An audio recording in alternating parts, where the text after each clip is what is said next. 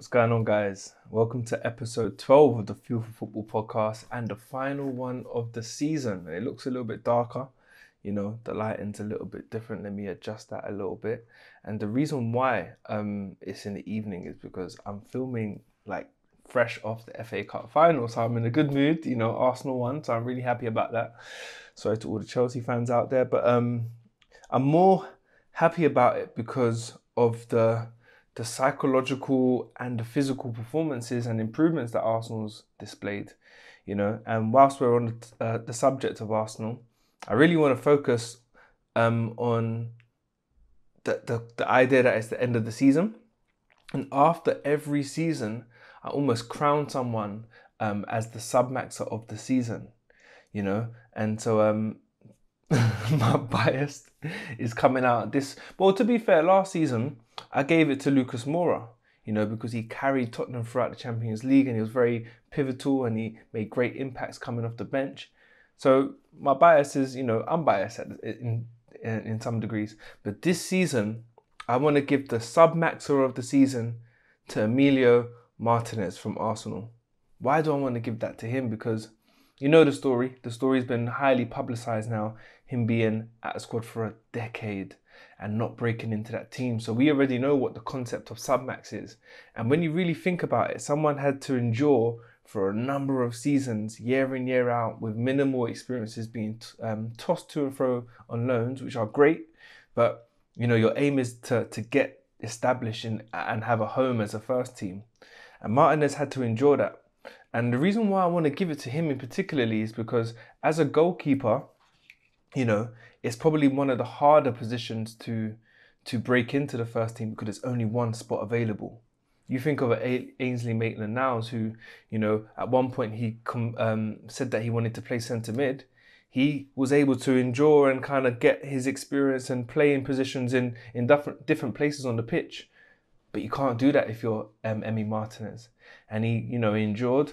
And there was an interview that I'm going to put up on my page, actually, where he said during the lockdown, he was working harder than ever. And he gave these rationales why. He said that, during a break like this and how the games will be happening every 2 to 3 days, there is a chance that there could be injuries in the squad. Not that he was hoping for it. And he said that it could happen and he wanted to make sure that he was ready, But think about it. There was no guarantee that Leno was going to be injured, but he made sure he was working extremely hard. He was working and training hard to a point where I believe his wife was even saying, why are you working so hard? Especially if you're not getting the game time, what are you doing? Let's chill. You don't even know when football's going to be back. But he believed and he worked to something and he got himself into a team. And to be honest, he's been amazing. Really, his handling's been great. And his handling has been so impressive from my analytical perspective to the point where he had to have been working on that. His handling has been superb. And so I want to credit to him. I want to credit him with the mindset and the determination and the motivation to keep going in training and working to get yourself to a point where you can change your narrative. And I credit him for when he got there, for actually working and changing and showcasing his talent. And I really hope that's a motivational message for you or whoever might be in a similar situation where it might be tough for you to break into that team and, you're being tossed left and right and into loans. But you can use Martinez and his story and his example as a great testament and a great template and a blueprint for you to work towards showcasing or utilizing the concept of submax. And to be honest, I might get a few critics saying, it's only been 2 months, but I believe off the top of my head, he's got just as many clean sheets in the Premier League as Bert Leno. And that's not me saying he's better or anything, but he's done well in a short space of time and everything's shown within the last few games to support that. So congrats to Emi Martinez. I'm going to try and contact you, my guys, so I'm going to reach out to you, hit me up. It'll be great to talk and give some inspiration to those that are listening and, you're local, you're in London or, just outside London. So let's make it happen, my guy. So I'm taking a bit of a personal route today, because I was really excited about this episode and it hasn't worked out the way that I wanted it to. And maybe in hindsight now, when I'm reflecting on my own performances, I feel like maybe I should have scheduled this before the end of the season, this episode, because but it was tough too, because I wanted to talk to a player who was struggling, well, not struggling, but a player that was battling relegation and his team, and you kind of got to wait for the end of the season to kind of speak about it. So I guess in some ways I was right to keep it this way, but I really wanted to speak to a player on the topic of challenge and speak to a player who was going through that, and the things that we would be talking about. It would have been a really good, extensive conversation. But that's not possible. It's the end of the season. People are on holiday. People are, want to break because pre-season is only a few weeks away. So yeah, credit to all the players that have been involved and been at a stage where there's been a high turnover of games. But let's talk about the topic today. So the last topic and the last episode of the season is crazy, is on challenge, right? And so, let's kind of recap of the whole mental toughness now. So the first episode of mental toughness, we spoke about confidence, and handling a long-term injury, you being able to handle difficult scenarios and being able to navigate that, without it affecting your confidence, for you to stay true to the process and the journey for you to get to the desired destination. Then we went on to, or last week on control.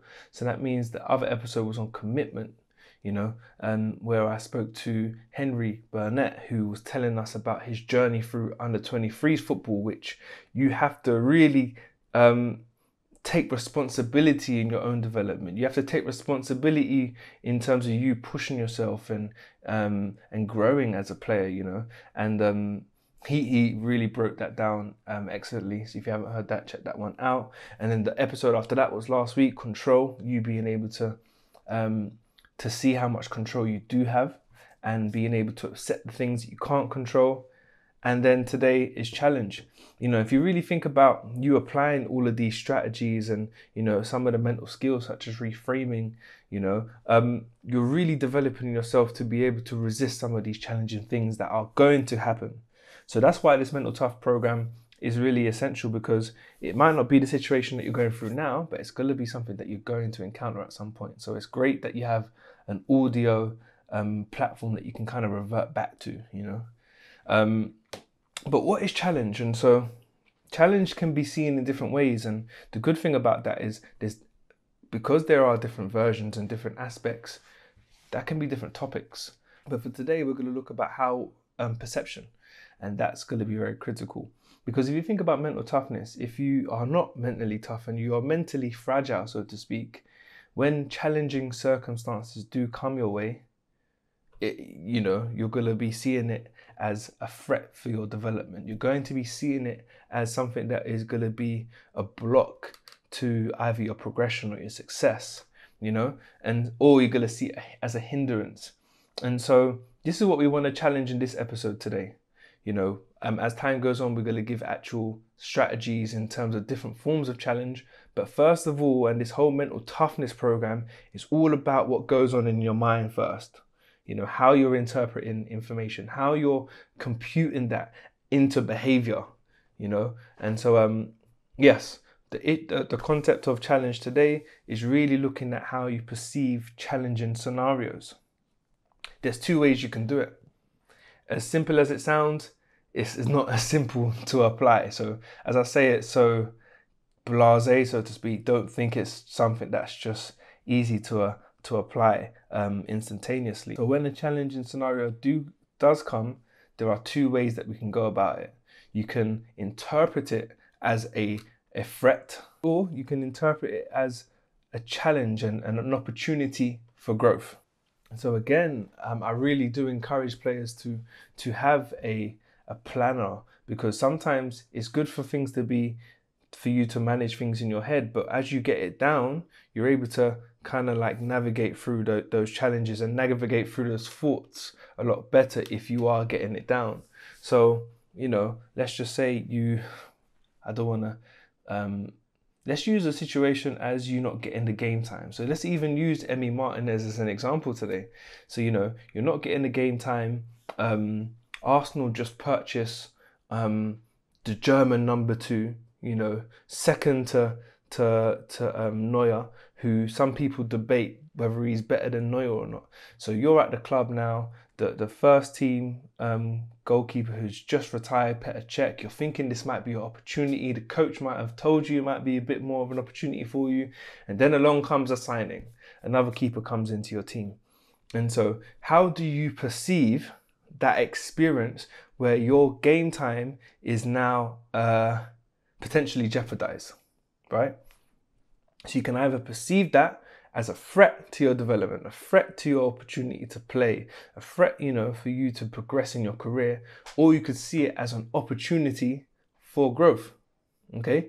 Now, let's cast our minds back to 2018 now, where Emi Martinez now, where Leno just signed. Now, again, like I can compute this all in my head, but it might just be a little bit easier for you to write this down. So I'm just going to do it here just to show you how easy it is for you to like transfer challenging scenarios on paper and work around that. So I'm just writing down in the middle here, new goalkeeper signed, right?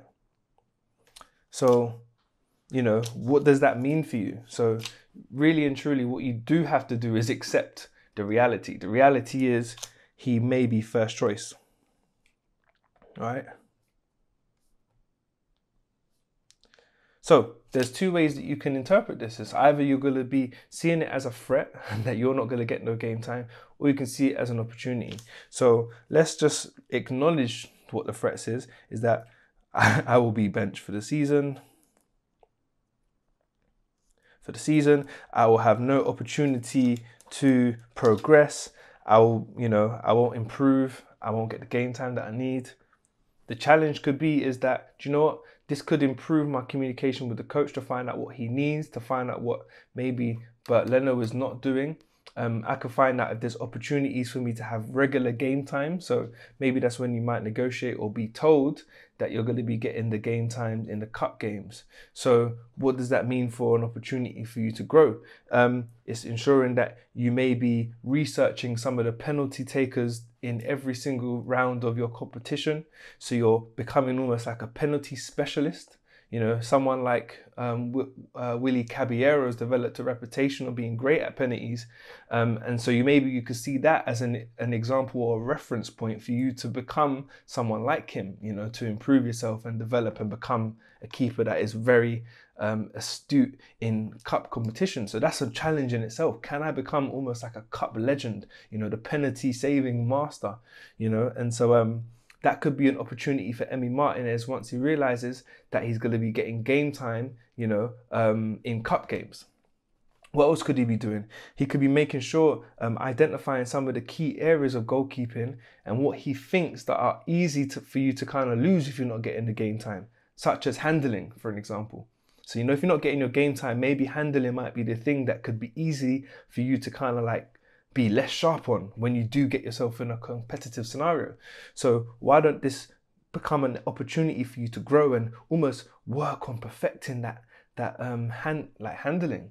Maybe in training you might want to make it a lot more realistic for you, where you got players barging you. You got players that are very physical with you, which would probably reflect the environment of a cup competition.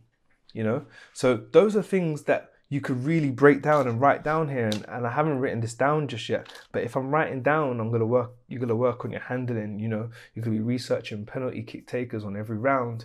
You're going to kind of brainstorm some of the areas that are very vital for a goalkeeper in games, and identify the ones that are easier for you to lose sharpness on, and develop that and create action plans for you to develop those areas in the games that you're getting less game time in. It's very almost cheesy and cringy in some ways to say, yeah, okay, we're going to use this and take the positive out of it. It's kind of repetitive. It's kind of like a loose statement.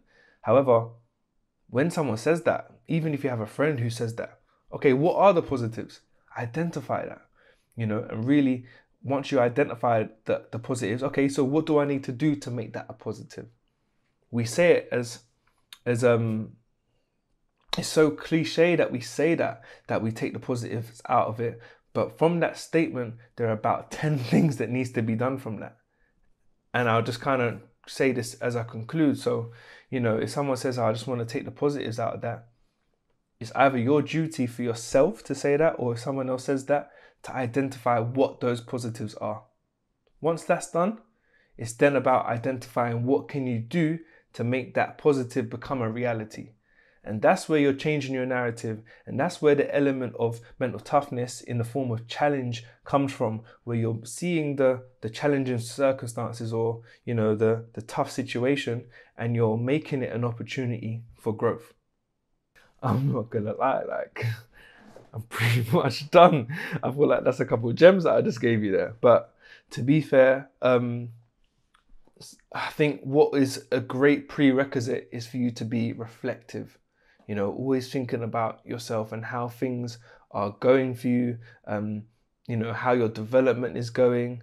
And sometimes it's easy for us when we look at that is to make an excuse for ourselves as to why we didn't get to certain places in our careers. And so maybe extract that and, see this scenario that has stopped you from maybe excelling to where you want to get to, and identify the areas for growth from that. So let me try and give you an example that's football related. Jesse Lingard now, he's come out and he's, said that he was struggling with his mental health, which is great that he's come out to say that. But how can you use that experience now as an opportunity for growth? Him speaking, maybe he has someone on his team that is supporting him mentally, a sports psychologist, so to speak. What opportunities for growth can he take from this scenario that he really has been struggling with? And I don't know he's the ins and outs of his experiences at the moment, but that's something that he can definitely do so he can work to empower himself. And so guys, even let's just think of the submax. So we spoke about Emi Martinez. I want to talk about the other subjects that was on injuries. How can you use the experience of injuries? How can you use the experience of being at under 23s? How could you use the experience of you, I don't know, who knows? But there are so many factors, or even you just not being losing a contract, so to speak. And that's a real devastating scenario, long-term injury. And I really hope that this is something that you can apply, and it's important for you to apply. It's important for you to really note things down. It's easy for you to, even everyone here I'm sure would agree that they need diaries just to keep track of things. Well, you need a mental planner. You need a mental diary. It's so important. And it's just good for you to work and strategize, and it's good for your brain to visually see things too. So I really hope that from the restart that these episodes have been of great value to you. I'm going to sit back down and almost analyze myself in the same way that I encourage athletes to do, to work and improve the podcast and make it a lot more efficient and groundbreaking for you guys. Have visions to take this to a point where it reaches a wider audience.